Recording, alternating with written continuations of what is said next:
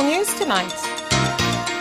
One person is killed and more than 500 families made homeless by floods in Moise district, KILIMANJARO region. Opposition camp calls on the government to pay consumers water bills due to the coronavirus.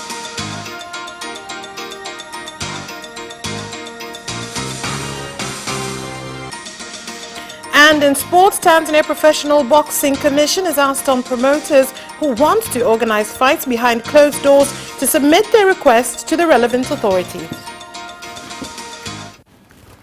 Good evening. This is Capital News at 9:30. My name is Vanessa Victor. First off, the national news. One person was killed and more than 500 households from Mikocheni village, Arusha Chini ward, Moise district, Kilimanjaro region have abandoned their homes due to flooding of rivers Kukuletwa and Ronga, as well as the dam at TPC Sugar Factory. The situation has caused victims of the floods to use traditional canoes as road infrastructure has become impassable.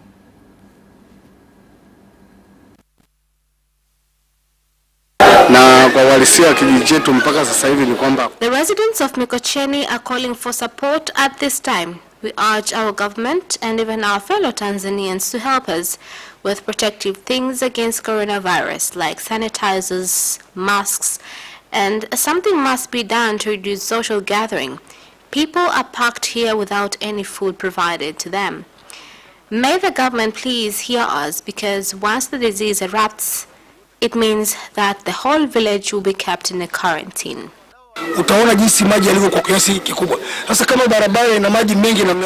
The roads are that much flooded. Imagine what is the condition of their houses. Information has been sent to responsible people, but unfortunately none of them has come to see the damages. We urge our leaders to understand the situation. Some areas are completely impassable. The government should intervene and help its citizens before the situation turns to another disaster.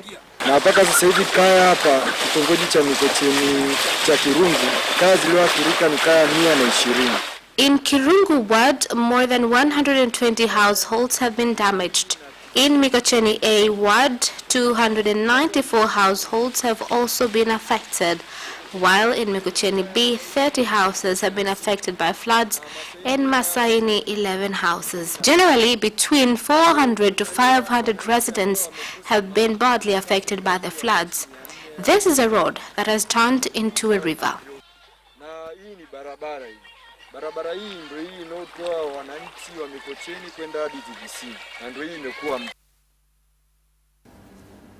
And the opposition camp in Parliament has called on the government to pay the consumers' water bills so as to enable residents to continue to access water services during this period of the coronavirus pandemic when use of water is necessary. The call was made by MP Zubeda Sakuru when tabling the opposition's address for the Ministry of Water's 2020-2021 budget estimates. To our people in this situation, we must ensure that our people are supplied with reliable, clean and safe water. Some African countries that have initiated in tackling the problem at this time includes Ghana, Kenya, Chad and DRC. Thus, the opposition camp in the parliament is calling on the government to take charge in paying water bills for its citizens in this whole period that the country is fighting coronavirus. The government, in collaboration with World Bank, is implementing sustainable programs for water services in villages, which is going to be implemented in 6 years, from 2019 to 2024, in 84 councils of 17 regions. The first phase of this project will spend $350 million in renovations, expansion of networks, and construction of new projects.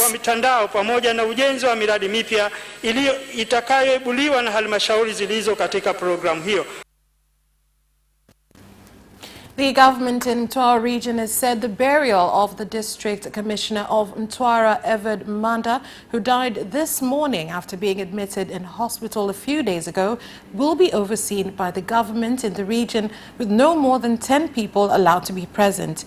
The statement was made by Mtwara Regional Commissioner Gelasius Biakanwa. Nishukuru familia ya marehemu. I would like to thank family of the deceased for letting the government handle his burial right here in Mtwara region, and to be attended by not more than 10 people with the purpose of adhering to social gathering measures in controlling spread of coronavirus. I was shocked by the news of his death. I have worked with him, although in a short period of time, but he was a very wise man. I received the information today, this morning, while on my way to the office. We received information with great sadness because the patient was admitted at the hospital 3 days ago, and he was doing well and felt ready to go home. But the doctor advised him to continue staying at the hospital for closer monitoring.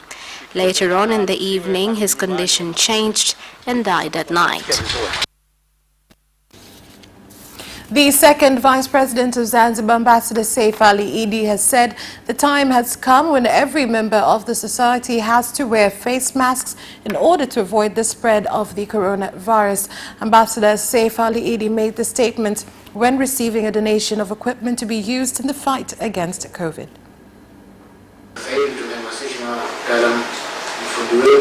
Our tailors and clothing manufacturers have been encouraged to produce masks at larger quantities so that we could protect our people from being infected with COVID-19.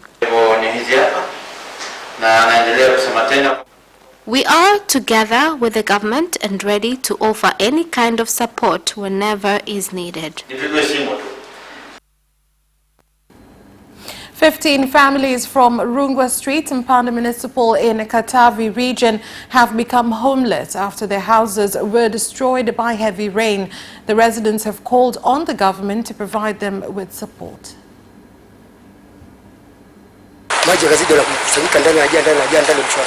Floods have caused houses to collapse, with our assets washed away by water.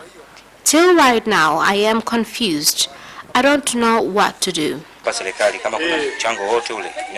am calling on the government to help us at least with some construction materials. Roads have been constructed with water diversion systems which are directed to these areas, actually the source of this problem. People are suffering, and I call on the government to help us. We know that there are disaster committees who have not helped us at this moment yet. A small-scale maize farmers from villages in Kongwa district, Dodoma region, whose crops were attacked by armyworms, have started to see hope following successful implementation of a trial project in East African countries against armyworms. Kuna changamoto ambazo tunazo za wadudu kama hawa viwavi jeshi. We face a couple of challenges with these locusts in maize and tomatoes crops. So far, we have begun to see efficiency of the pesticides. Kutokana na majaribio haya ambayo yamefanyika hapa, experiments were done in collaboration with farmers themselves and brought fantastic results, meaning that farmers will definitely benefit from the pesticides following invasion of locusts in this village. Na jaribio hili ambalo tumelifanya hapa ni kwa mujibu wa kufanya majaribio ya miongozo. The experiment that was done was according to procedures set by East African countries, verifying effectiveness of pesticides in combating locust invasions. These are efforts in ensuring that pesticides will be used by farmers must be tested before they enter our markets.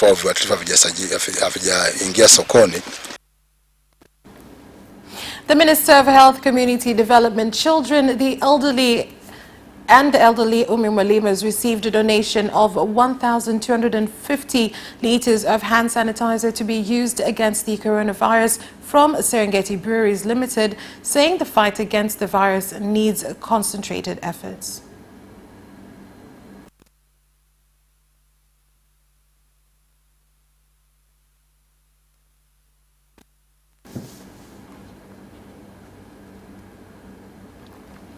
And ongoing rains have caused Ntembe River in Bukundi Village, Miatu District, Simiyu region to flood, preventing vehicles from crossing over road infrastructure.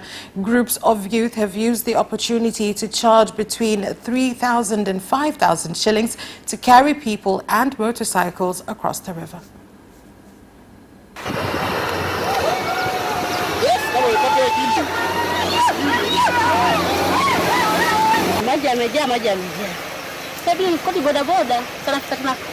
Where I come from is full of water. I had to take a motorcycle to go to my workplace. When I reached here, the situation is even worse. Honestly, this season, the rains are pouring heavily. We are calling on the President to build a bridge so that we could finally have a long-term solution. Whenever it rains, this place becomes impassable. Some of us have to take an opportunity to help people cross over by carrying them. For those who have engaged in rice farming will surely enjoy the benefit of these rains. It will actually boost availability of enough food that will contribute something economically from family to national level.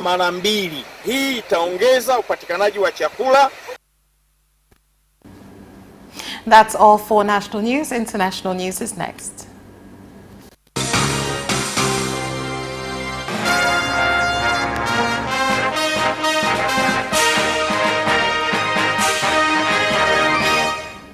And in international news, the government of Kenya has allowed restaurants to reopen to the public. It said that strict measures on physical distance must be adhered to in order to prevent the spread of the coronavirus. This comes as the Health Cabinet Secretary Mutahi Kagwe confirmed 8 new coronavirus cases, bringing the total number to 363 in the country. We now in this country have some 363 positive cases in Kenya, having today confirmed some 8 new cases. And these 8 new cases come equally from Nairobi and Mombasa, because we have got 4 from Mombasa, and you can see now Mombasa is becoming a concern, an area of concern. And we have got the rest of them from Nairobi, and all of them are Kenyans. All of them are Kenyans. Before it used to be people have traveled elsewhere, but these ones are all Kenyans. But we are also happy because through the work of very diligent health workers, we have now also discharged some 8 people today, bringing the total of those who have recovered to 114, just about a third of the ones that that had become positive. And President Yoweri Museveni has given the green light to the Uganda Prison Services to release a total of 833 prisoners as a way of decongesting prisons in various parts of the country in order to fight the spread of the coronavirus. This was announced by the prison spokesperson Frank Baine on Monday during a joint security task force press briefing. This morning I have the good news to announce that in exercise of his powers under Article 121 of the 1995 Uganda Constitution, His Excellency the President of the Republic of Uganda and the Commander-in-Chief of the Armed Forces has exercised his prerogative of mercy powers and pardoned 833 prisoners. When they are available, I will bring them here and we shall share them all the details of who they are, the cases and where they come from, and the guidelines on how they will reach home. UK Prime Minister Boris Johnson has returned to work after suffering from a severe case of coronavirus to the biggest dilemma of his premiership: how to lift the lockdown that has been destroying the British economy without triggering a second wave of the outbreak. Speaking outside Downing Street on Monday, he said the government cannot spell out when or how restrictive measures will ease, but offered hope by adding progress was being made with fewer hospital admissions and that the UK was passing the peak. Presidential, parliamentary and councillorship election campaigns have been launched in Burundi, with the presidential candidate from the ruling CNDD-FDD party, retired General Everest Ndayishimiye, launching his campaign in Bugendana, Gitega region.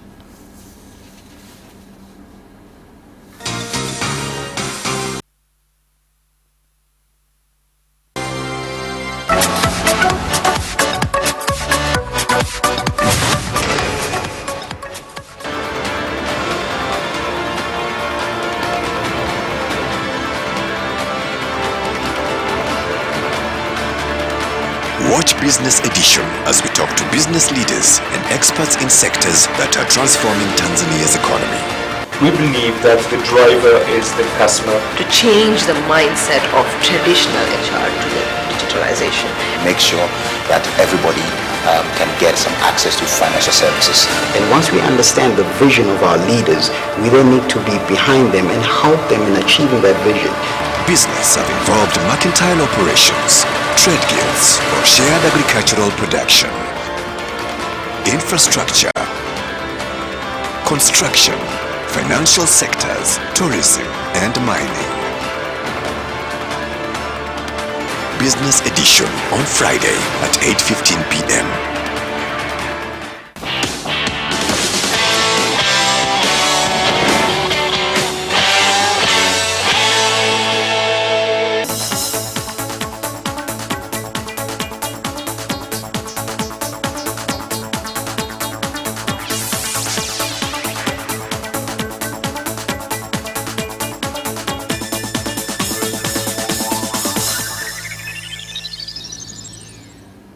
Welcome back, and in business news.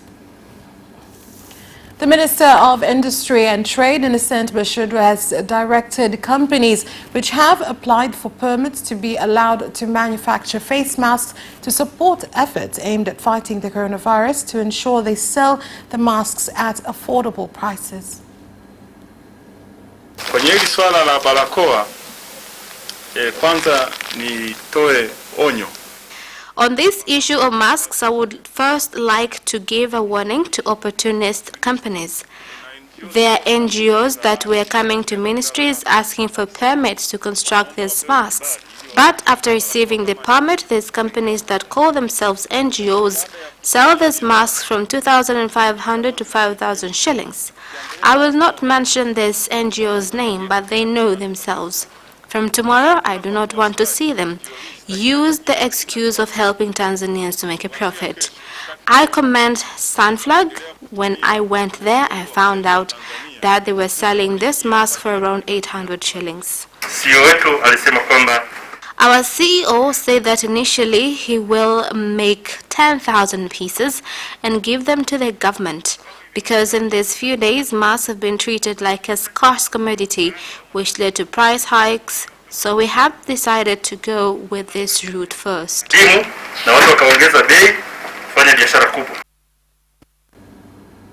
Cashew nut farmers from Kizapala village, Mkamba Ward, Mkuranga district, Coast region have urged the government to remove fees imposed on cashew nut collected in their cooperative union, as this has made it difficult to sell the crop.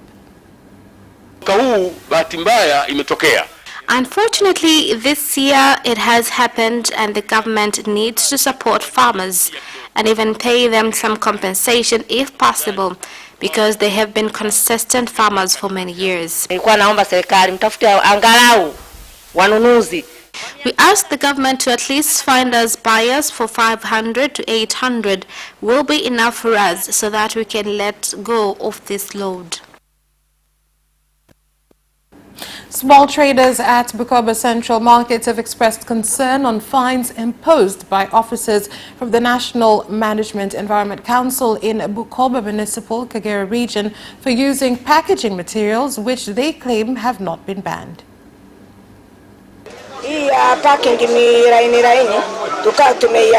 We stopped using the soft packaging bags, then we got these ones, and when they passed they said we can use them.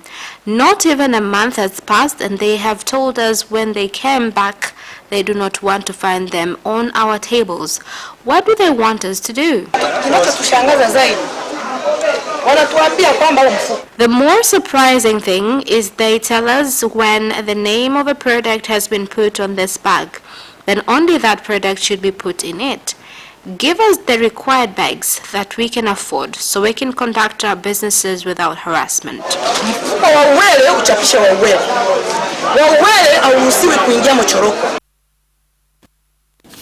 That's where we leave off with business news. Sports is next. Away first time, good start from Bolt. Bolt leading a moment of going away. Kean trying to go with him and he's going to be dragged through to second place, but he's going to win it by 2 meters. Away first time, good start from Bolt. Bolt leading a moment of going away. Kean trying to go with him and he's going to be dragged through to second place, but he's going to win it by 2 meters.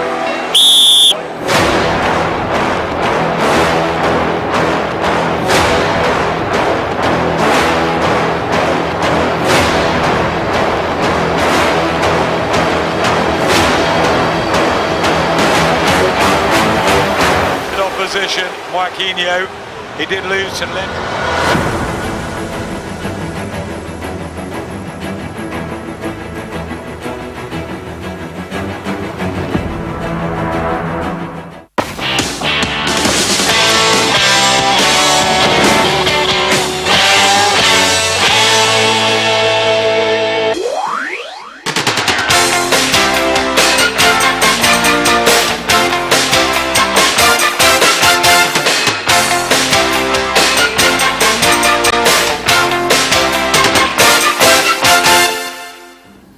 And in sports news,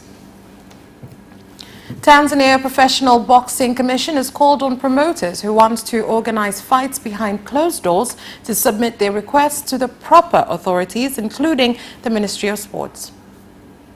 Na ningewashauri na bado ninasisitiza ni vyema tungepata. I would like to advise them, and I insist that it is better for us to get the approval of proper authorities, especially the Ministry of Sports through the National Sports Council, the Minister of Health, as well as other government authorities. If we get their consent, then it won't be hard for us to provide permits. Kwa sababu pia itakuwa ni sehemu yetu sisi ya kuhamasisha watu kutoa taarifa pia kuhusu namna ya kujikinga na taratibu za kufuata kwa kujikinga na corona.